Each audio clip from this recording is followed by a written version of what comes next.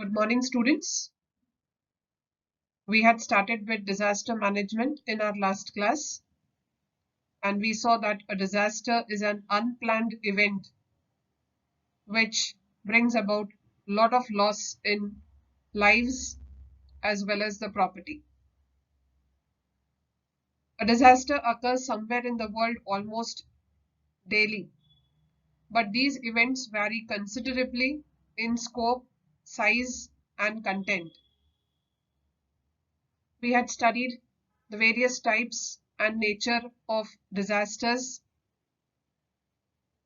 We classified them into three basic categories, that is geophysical, biological, and man-made. Under geophysical, we studied two categories, that is geological and atmospheric.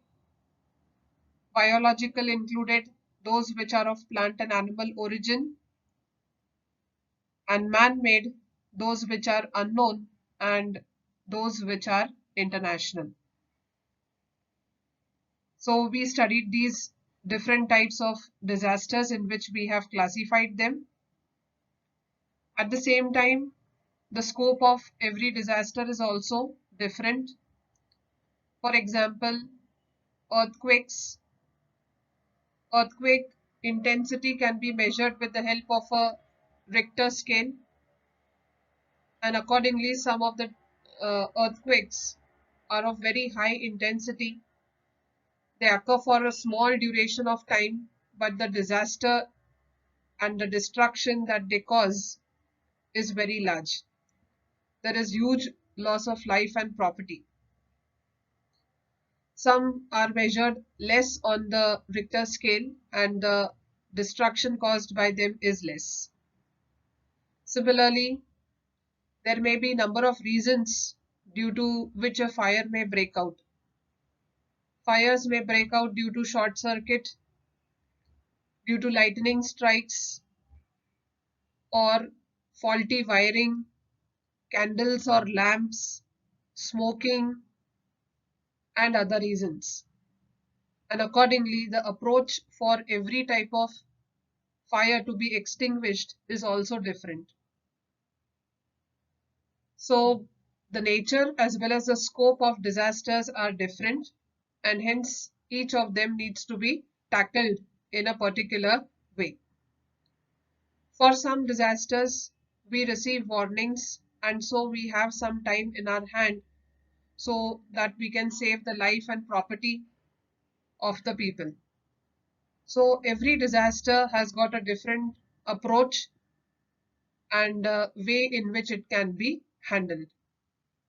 Let us now study the nature and scope of disaster. So taking into consideration the scope of disaster, some important facts that must be thought over are pre-disaster phase. This is the first phase before the disaster strikes. This basically involves evacuation of people. So people are taken to safer areas in pre-disaster phase. Then we have the warning phase. Warning phase involves giving warnings through loudspeakers to locals living near rivers particularly, or the places where cyclones are going to strike. So giving warnings through loudspeakers to the locals so that they start moving to safer areas is done in the warning phase. Then we have the emergency phase. In the emergency phase, people are taken to safe areas. They are kept in the rescue camps, and further rescue operations are conducted. By this time, the disaster has already struck, and after that, the phase that will come will be the rehabilitation phase. In the rehabilitation phase, the work of rehabilitating the people starts. How we can be of help to these people is done in this phase. Those people who have been affected by the disaster, those who have lost their homes or their livelihood. So how can we rehabilitate them? There is a possibility that the water supply, the roads have been completely destroyed. There are debris everywhere. So cleaning of the debris, restoring the power supply, water supply, repairing of the roads, and bringing the life of these people to normalcy is done in the rehabilitating phase. Helping people to rebuild their homes, giving them employment, and even helping them economically is done in rehabilitating phase. Then comes the recovery phase. In the recovery phase, again we find that people are helped monetarily, and they are helped in a way so that their mental stress is relieved, and if these victims are offered means of livelihood, this will definitely help them to recover faster from the disaster. Then comes the reconstruction phase. In the reconstruction phase, this is considered to be the most complicated one, and people construct their buildings, roads, water supply, everything is restored. Farming practices, again, they will start, but this will definitely take a very long time. So these are the 6 basic points under the nature and scope of disaster. Taking into consideration the nature and scope of disaster, only 3 aspects of disaster are important for common citizens. So the first thing is to identify the nature and the cause of disaster, whether it is a geophysical disaster or a biological disaster or a man-made disaster. Secondly, what is the scope of disaster? What is the extent to which it has caused the damage? And accordingly, how the strategies should be made in order to rescue and rehabilitate the people. So under this, there are 3 aspects of disaster that are important for common citizens. These are the phase of emergency, transitional phase, and the reconstruction phase. Under the first phase, that is a phase of emergency, when the disaster has already struck, what should be the approach? Important character of this phase is that maximum lives can be saved by quick actions during this phase only. Various actions like search and rescue operations, medical assistance, first aid, restoring communication services, removing the people from the affected area are expected in this phase. Gravity of disaster can be estimated in this phase only.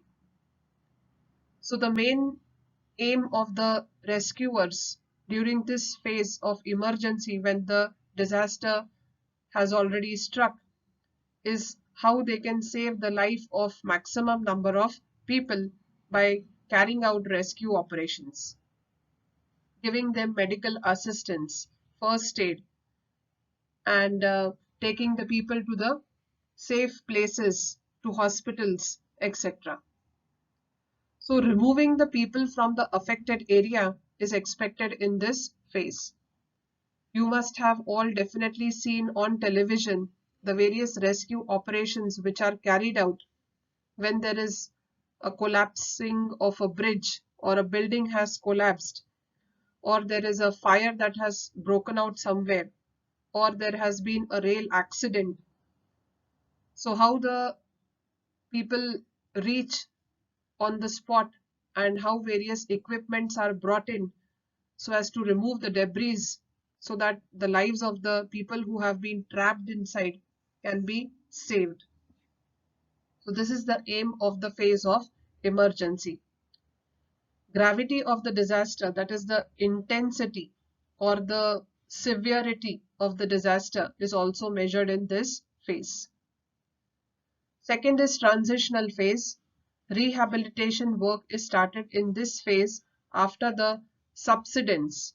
Subsidence means declining of any type of disaster. It includes clearing of debris, restoring water supply, repairing roads, etc., so that it will help to bring normalcy in public life. Rehabilitation of victims is important aspect of this phase. So once the disaster has struck and the worst phase or the part of it is over, the work of rehabilitation starts. Restoring power supply, water supply, repairing the roads, clearing the debris is what is done in this phase. Even different institutes offer monetary help to such people who have been affected by the disaster. It will help them to relieve their mental stress because they have lost everything. And at the earliest, if these victims are offered with some means of earning, this will be true rehabilitation for such people. Coming to the third phase, reconstruction phase. This is highly complicated phase. This phase begins in transitional phase. People reconstruct their buildings and facilities like roads and water supply are restored. Farming practices are started. However, it takes long time for reconstruction. So reconstruction phase already starts in the transitional phase, and in this the people gradually start reconstructing their homes, and the government works so as to provide the facilities like water supply and power supply. The roads are constructed and people even start their farming practices. So this phase takes place in the transitional phase. That is, it begins during the transitional phase, but it will take a very long time for reconstruction, and it will even take time for the people to come back to their normal lives.